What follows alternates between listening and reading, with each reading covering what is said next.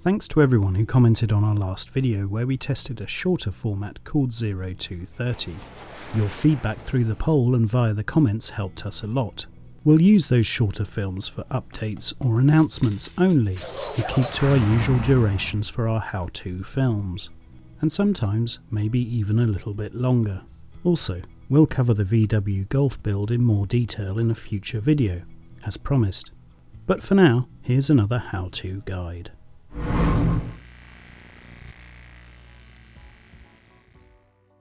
This time, we're going to look at a really useful set of paints from Tamiya.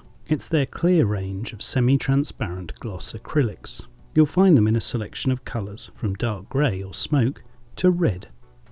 We've found them really useful in our military model making and wanted to share some techniques with you. Our first tip is to use them to change the chroma of your paint coats. In other words, to subtly warm up the colours. You can use the clear colours to change the tint of your main paint coat, or increase the saturation of the colours.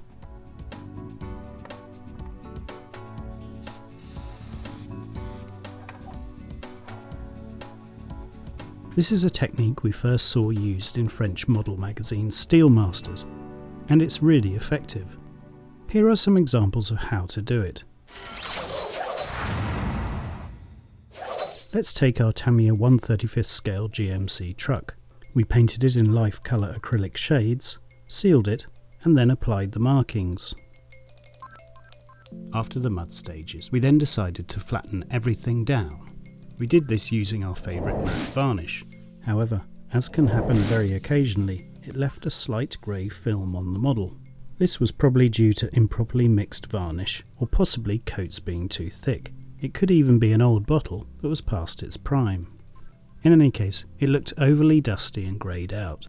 This was too noticeable for us to ignore, mainly because we wanted the truck to be in a muddy northern European environment. The look might have worked for somewhere more dusty. We decided to use Tamiya Clear to adjust it and warm it all up.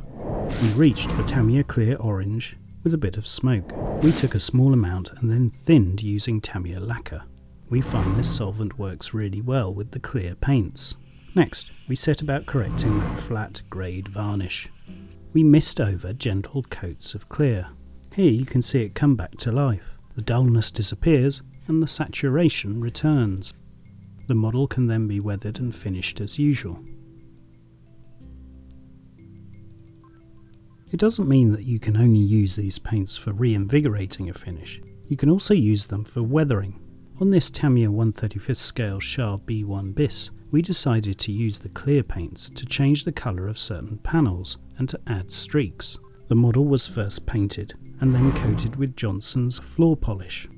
It was shaded with subtle oil and enamel washes to add shadow areas, and then we reached for the Tamiya shades. We used Tamiya Clear Orange, Clear Yellow and Clear Green.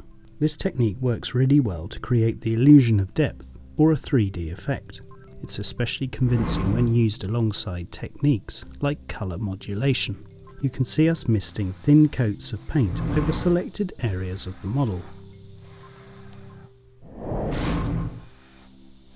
Notice that this time we've used Tamiya's normal thinner, X20A.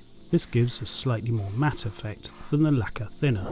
By varying the shades, you get contrasting coloration.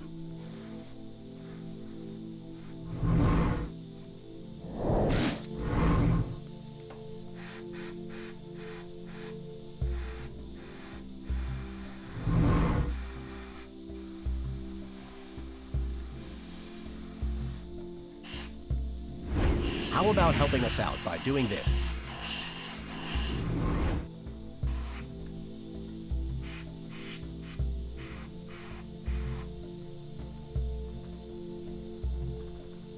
Now you can see us using the colours to create streaks as part of the weathering process. What's more, the sheen these paints produce really helps for later weathering stages. One paint, Smoke, is very useful to post-shade your model. Mix a very thin coat and trace along seam lines or joins with an airbrush. This builds up the paint to make shadows and streaks. It's also a great shade to stipple at very low pressure using an airbrush. This replicates oil spots and specks of dirt. You can also use the colours imaginatively too. This is Academy's 1/35th scale ACAV, which we painted in Ammo by MiG's Vietnam shades. We used Tamiya Clear Green, Clear Yellow and Clear Orange, as well as smoke. We sprayed them in quick misted coats to punch the colours out a bit. We tried to hit different areas with different shades of Tamiya Clear. This created differentiation in all the different panels and components.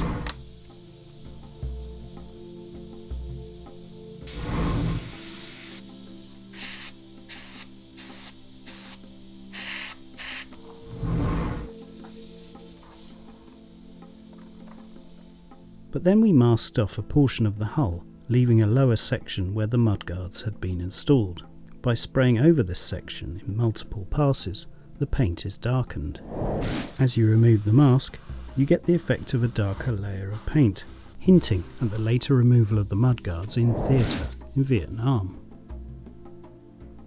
You can of course use the paints in a more traditional way, for your glasswork. This is often how Tamiya advises using them, and you'll see them called out in instruction sheets. Here's Tiger Model's VBL in 1/35th scale. Our research showed that the armoured glass had a green tint. We simply mixed it up using Tamiya Clear Green with a bit of Tamiya smoke. By gently overspraying the glass, it is subtly coloured.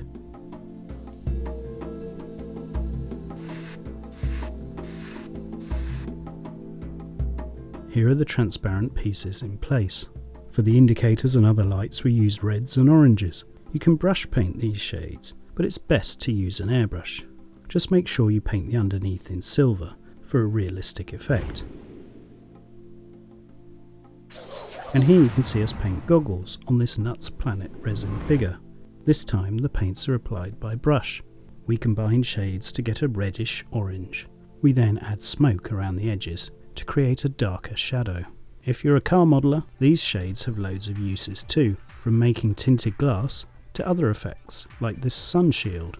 When using the paints this way, make sure you paint the underside of the transparent part for a smooth, realistic effect.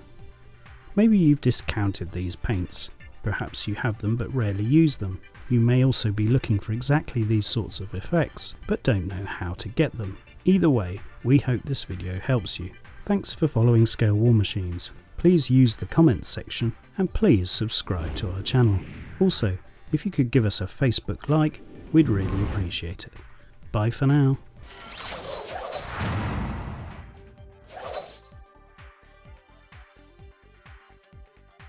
Subscribe for our latest videos.